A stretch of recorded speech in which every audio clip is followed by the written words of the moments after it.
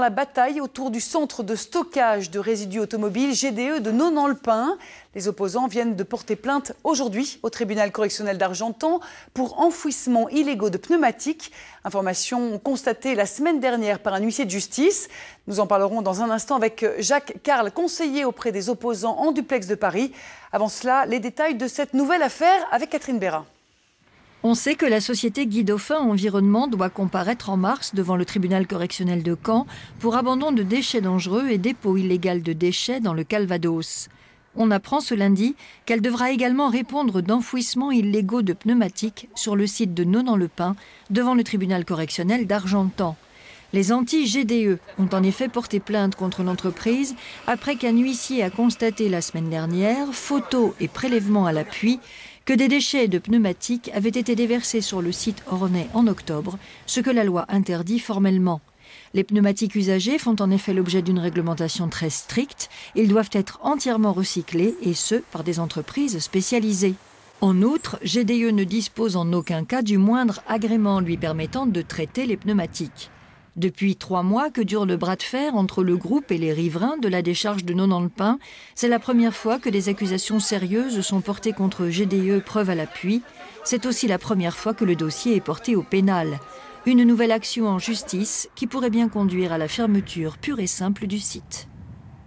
Alors on retrouve en direct de Paris Jacques Carle, conseiller auprès des anti-GDE. Bonsoir.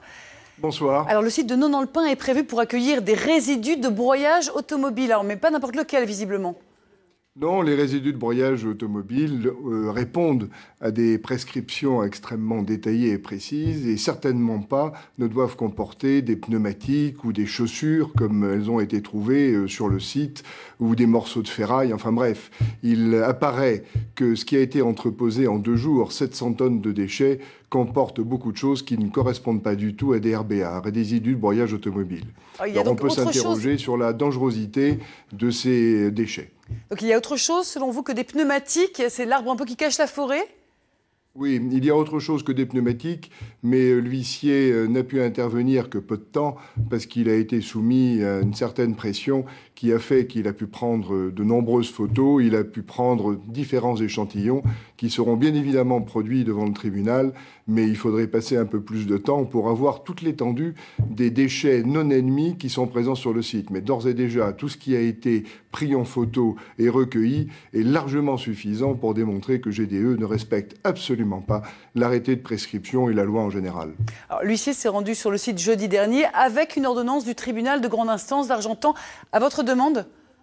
Oui, le tribunal, la présidente du tribunal de grande instance d'Argentan a autorisé donc que l'huissier puisse pénétrer sur le site pour faire le point sur les déchets qui étaient entreposés, parce qu'il y avait eu peu avant des photos aériennes qui démontraient déjà qu'il y avait des pneumatiques. Donc ça a été une vérification, et une vérification éclatante de ce que tout le monde subodorait depuis déjà un certain temps. Là maintenant, on a des preuves extrêmement précises. Alors c'est une étape, j'imagine, importante pour les associations. Cette action est au pénal, ça change beaucoup de choses pour le combat des opposants.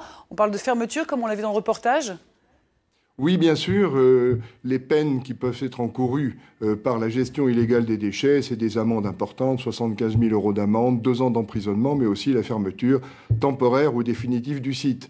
Alors, non seulement il y a beaucoup de questions sur les autorisations qui ont été données sur l'ouverture de ce site, mais maintenant, on a des éléments complémentaires. GDE a démontré en 48 heures qu'ils étaient capables de faire n'importe quoi sur un site dont on doute déjà que les autorisations ont été accordées dans de bonnes conditions. Donc la fermeture peut intervenir avec les 700 tonnes de déchets qui ont été entreposés et dont encore une fois, on se demande si elles reposent sur les réglementations qui ont été édictées par l'entreprise. Merci beaucoup pour ces explications, Jacques Carle. Je rappelle que vous êtes conseiller auprès des opposants de GDE. Et notons que les antis se sont organisés aussi pour récolter des fonds et assurer ainsi la logistique du campement à Nonant-le-Pin et les frais judiciaires. Le week-end dernier, à Paris, des saillies offertes par des propriétaires ont été vendues aux enchères. Elles ont permis de récolter 200 000 €.